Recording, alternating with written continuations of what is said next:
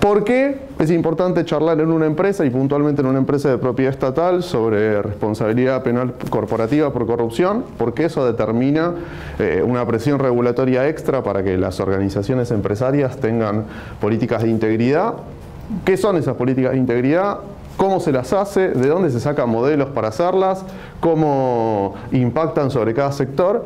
¿Y cómo impactan en especial sobre las empresas de propiedad estatal o con capitales mayoritarios de propiedad del Estado? Esa es un poco la propuesta. Son cosas que, si bien es lógico que en cualquier organización haya un área experta que lidere el proceso de implementación o de gestión de un programa de integridad, en general son cosas que involucran a toda la organización. Por eso es importante charlar con ustedes que expresan como conjunto o a las empresas argentinas que van a operar en el exterior no coimen funcionarios. Bueno, habla también de algunos otros delitos, pero sobre todo está hablando de soborno y en general lo que les está diciendo es no incurran en prácticas corruptas. Es de todo este marco legal que veíamos hasta ahora el que más decididamente le habla a la parte privada del asunto. No le está diciendo al funcionario pórtate bien, eso lo viene diciendo en el marco legal desde 99-2000, que apareció la ley de ética pública, que se creó la Oficina Anticorrupción, y no venía funcionando del todo bien ese mensaje.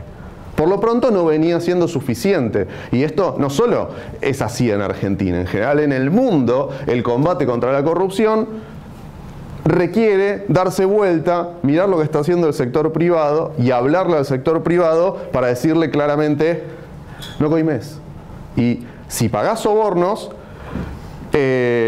yo puedo entender que puede responder a una decisión corporativa que se tome a un cierto nivel, porque ninguna empresa con una división verdadera de tareas, qué sé yo, una empresa con 20.000 empleados o con 100.000 empleados operando a lo largo del mundo, bueno, no hay alguien que pueda decir que puede poner las manos en el fuego por cada uno de los 100.000 integrantes o 20.000 integrantes.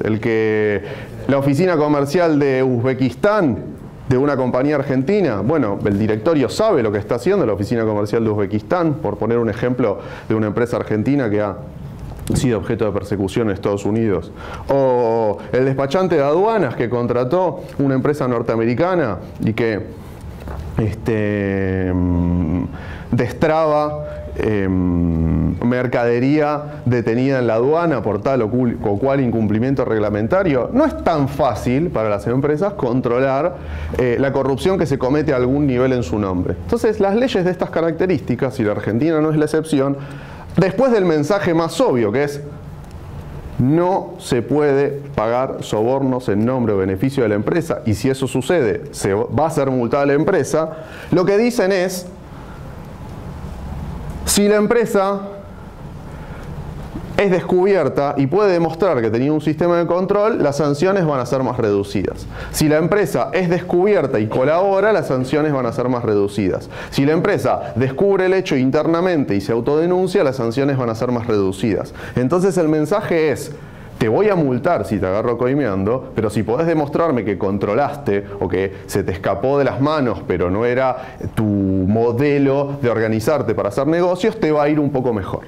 Bajo ese tipo de mensaje florecen los programas de integridad, que básicamente son la manera en la que cada organización toma decisiones técnicas y modifica sus procesos y modifica sus estructuras para asegurarse de que la corrupción desde la empresa sea un poco más difícil y esté bajo control.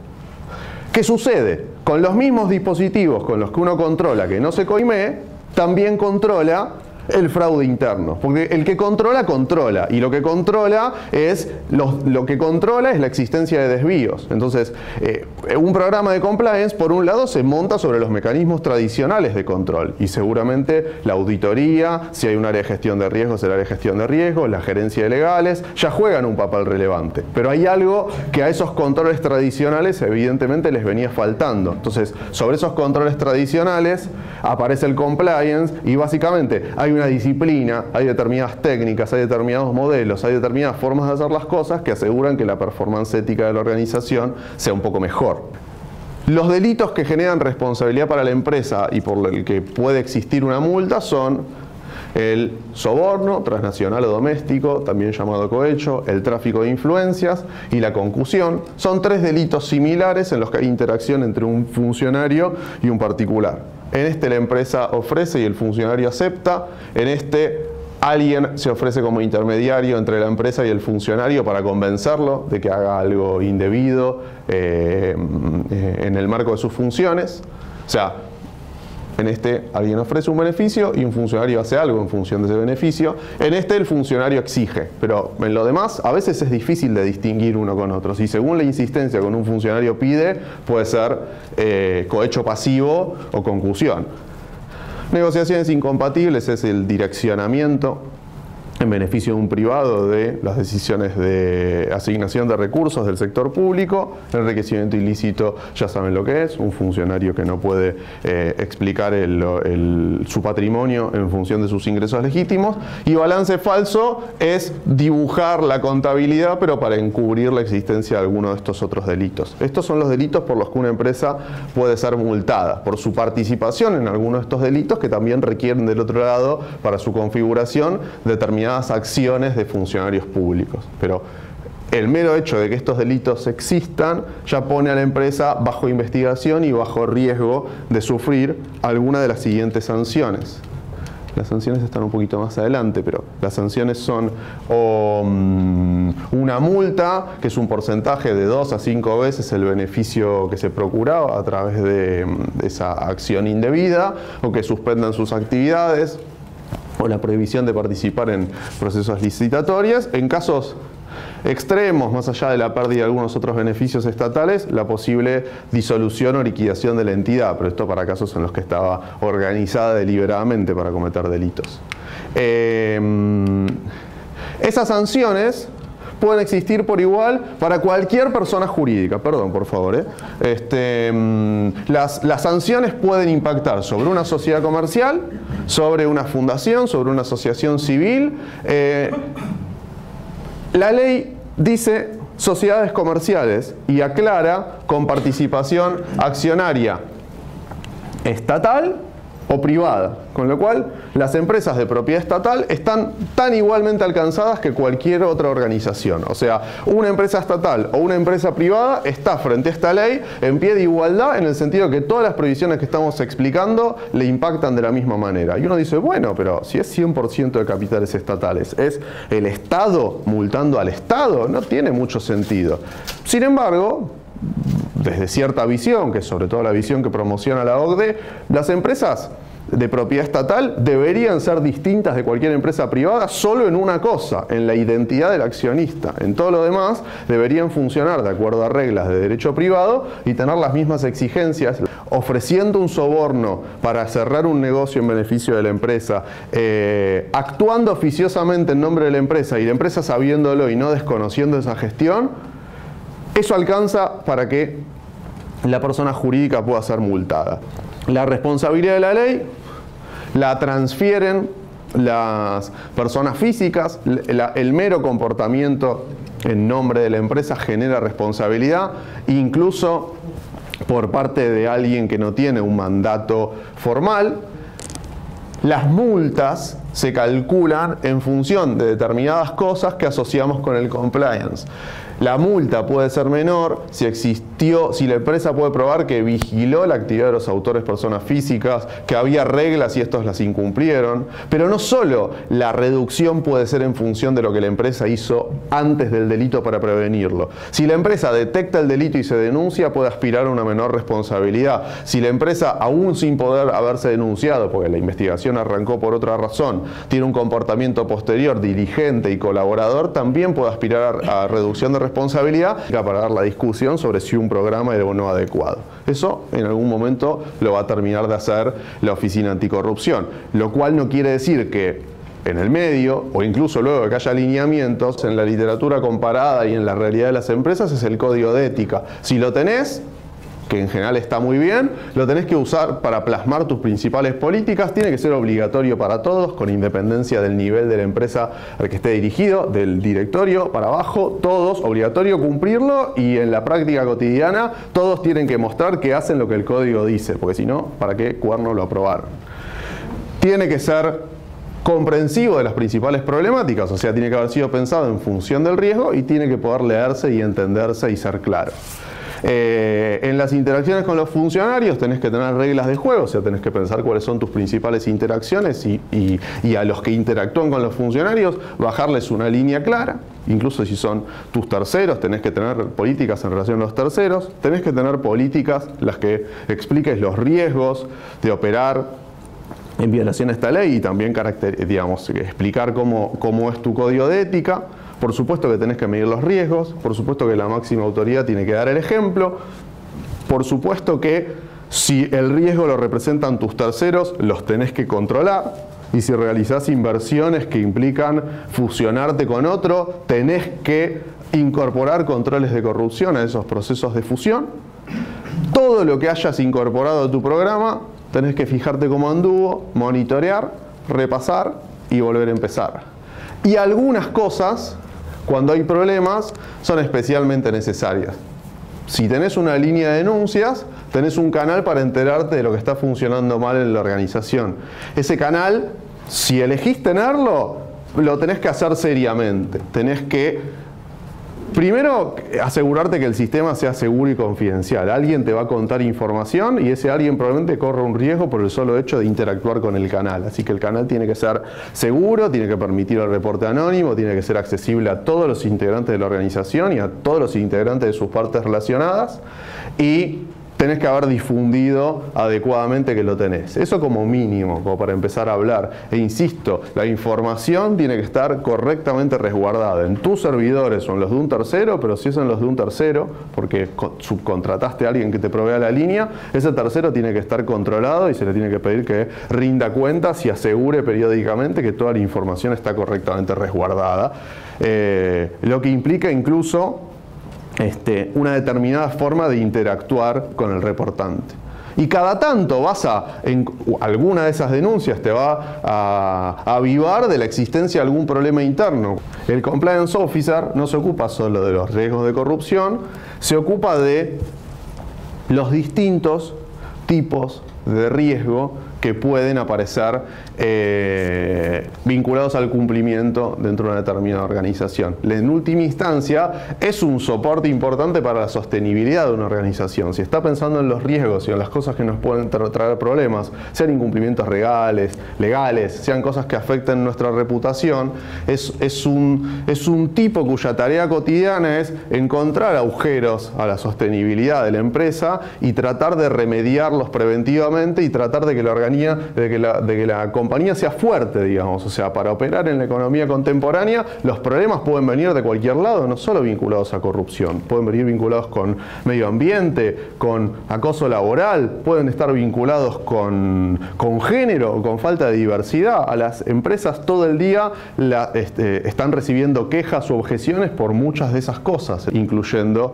el fraude interno. La cuestión penal es importante y ya la mencionamos, la cuestión de las compras es importante y acá voy a decir solamente una palabrita, que es una empresa estatal está en iguales condiciones que cualquiera si contrata bajo una de estas modalidades. Es decir, si la empresa interactúa con el Estado y el Estado la contrata bajo estos regímenes, aunque sea bajo una modalidad de excepción, por ejemplo un contrato interadministrativo, es posible que a la empresa estatal se le exija un programa de integridad para seguir contratando con el Estado.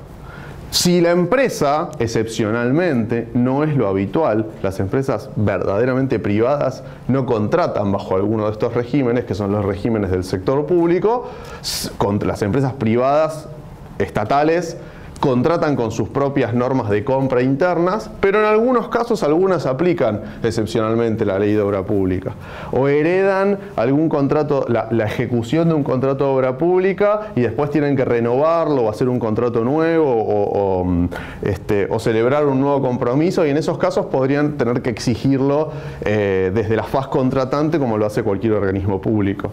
El código de ética es la primera política que se implementa. La mayor parte todavía no tiene una línea de denuncias, pero la está desarrollando. Están tratando de hacer capacitaciones en materia de integridad, están tratando de tener protocolos internos para la denuncia. Es decir, si miran alrededor en relación al sector privado, hay muchas buenas prácticas que copiar de empresas que tienen compliance y muchas empresas nacionales que recién están empezando. Si miran alrededor y se comparan con otras empresas de propiedad estatal, lo que está haciendo integración energética está, digamos, hoy en día en un interesante por encima de la media de las empresas de propiedad estatal, pero hay muchas otras que le pisan los talones. Muchísimas gracias. En realidad, si esto hubiera sido un show musical, el telonero tendría que haber sido yo, después de haber visto la exposición de Diego. Realmente, lo que él explicó, la ley 27401, algunas veces escuché, está basado en la Foreign Corruption Practice Act de 1977. Aquí tenemos, ¿cuál es la misión? Esta es la misión cuando dictamos el código en octubre. Probablemente cuando vendamos las centrales vamos a tener que cambiarla, porque probablemente no estemos proveyendo energía, sino construyendo algunas presas, como acostumbran a decirlo, de visa o represa, como dice el común de la gente. Lo que sí vamos a mantener probablemente sea la visión. Queremos ser la mejor EPE, como llaman en la Oficina Anticorrupción, la mejor EPE, la mejor empresa propiedad del Estado. Ese tiene que ser nuestro objetivo, para que nos sentamos orgullosos de pertenecer a la empresa. Así que, y tenemos que hacer los mejores esfuerzos. Acá se creó el comité de ética, que está constituido por el que les habla como presidente, el director de legales institucionales, el director de administración, finanzas y servicios corporativos, el gerente de auditoría interna y el gerente de recursos humanos. El original tenía un solo director, pero el ingeniero Balboa quiso darle mucho más realce al tema, mucho más autoridad, mucho más nivel. ¿A quiénes alcanza el código? A todos los que estamos en relación con IEASA, presidentes, directores, síndicos, que algunos ya se fueron, empleados, los subsidiarios y todas las empresas, los proveedores, los contratistas y todo aquel que tenga alguna relación con IEASA. ¿Cuáles son los valores éticos corporativos? La transparencia. Acá hay una serie de palabras que prácticamente no requieren ni aclaración, porque son tan comunes. Es decir, cuando hablamos de transparencia, es decir, no ocultamiento de hechos ni de actividades que llevamos a cabo. La integridad es la honestidad con la que actuamos. No discriminamos por razones de sexo, etnia, religión, tampoco eso es lo que estamos incluyendo allí. La confianza es el actuar de buena fe. La equidad y la prudencia es ser justos y prudentes en nuestras afirmaciones. Podemos utilizar todo lo que fuera, pero evidencia válida y comprobatoria. La lealtad y la legalidad es ser leal con la empresa y cumplir toda la normativa legal, empezando desde la Constitución y los convenios internacionales que forman parte de la Constitución, como sí todas las normas menores. Y cualquier disposición dictada por un funcionario público en ejercicio de sus atribuciones. La independencia de criterio, la capacitación, que forma parte del punto tercero que dijo Diego, que establece que en los artículos 22 y 23 de la ley 27401, la gente tiene que trabajar, las mujeres hasta los 60 y los hombres hasta los 65, que esté jubilada tan joven. ¿Le parece ético? Y la diputada le contestó, no sé si será ético, pero sí es legal. Con lo cual se presenta a veces una dicotomía en este análisis. La responsabilidad social empresaria, o como conocido por las siglas RCE, es todo aquello que nosotros debemos hacer para trabajar cuidando el medio ambiente, la salud y demás. Los derechos humanos, también en nuestro código establecemos el respeto a los derechos humanos, las libertades públicas, es decir, mantener y respetar estos conceptos. La igualdad de oportunidades, este también es objeto de discusión siempre, porque empieza después, ¿por qué no hay más mujeres o por qué no hay más hombres en determinada actividad? Igualdad de oportunidades es a darle a cada uno la posibilidad de hacer algo. A ver, está Alexis por ahí, Canela, los responsables, Martín, responsables de registros contables transparentes y oportunos. Nuestro código de ética dice transparentes y oportunos. El control interno es un proceso que debe estar internalizado en toda la organización. Yo recuerdo algunas organizaciones que decían, no, el control no es mi problema, el control es de auditoría interna o es de finanzas. No, el control es del dueño de todos los procesos. Cada uno debe ser responsable del control de su actividad. No es un tercero el responsable del control, soy yo. Van a decir, ¿qué es mantener relaciones sociales con los proveedores? Es decir, no le podemos prohibir a nadie que lo salude, que le dé un beso, un abrazo a un proveedor. Sí, lo que hay que mantener es evitar que la relación con el proveedor sea derivada de la posición que uno ocupa en la empresa. Recibir regalos, como dijo Diego, la ley de ética pública establece un monto, eran 4.000 pesos, todo. Nosotros directamente, para evitar eso, prohibimos, no se acepta ningún regalo. Y creo que el código de Visa también dice lo mismo. No se acepta ningún regalo, no se debe aceptar ningún regalo, con lo cual se terminó la discusión. Realizar, ofrecer pagos por sí. Esto era uno de los elementos, porque en sus orígenes la Foreign Corruption Practices Act establecía un formulario que había que llenar con una serie de declaraciones que tenía que llenar el número 1 de cada empresa y refrendado por el Chief Financial Officer. Y estaba en mi conocimiento, nadie ofreció ningún bribes, es decir, lo vamos a decir en inglés para no decir coima, no recibir en mi conocimiento, esa es la afirmación que debía hacer el CEO de la empresa. Transparencia, confidencialidad, excepto, es decir, debe ser confidencial, excepto lo que exige la ley de información. Los estados contables son públicos, pero hay otra serie de información, como dijo Diego también, algunas información que hacen a la actividad comercial que debe mantener confidencial. Se debe mantener de forma confidencial. Protección de datos personales, esto surge de la obligación, una obligación legal también de la ley, que no debe darse protección a los datos, en cuidar nuestra salud y protegernos de los empleados. Colorín colorado, el cuento de nuestro código de ética ha terminado. La línea ética, que es una base fundamental, ya fue concursada, ya tenemos propuesta, ya está por salir, propuesta para la línea ética y para investigaciones hechas por un tercero. Cuando venga la línea, cuando tengamos la línea y tengamos denuncia, evaluamos si las vamos a analizar internamente o las vamos a dar a algún tercero que las evalúe.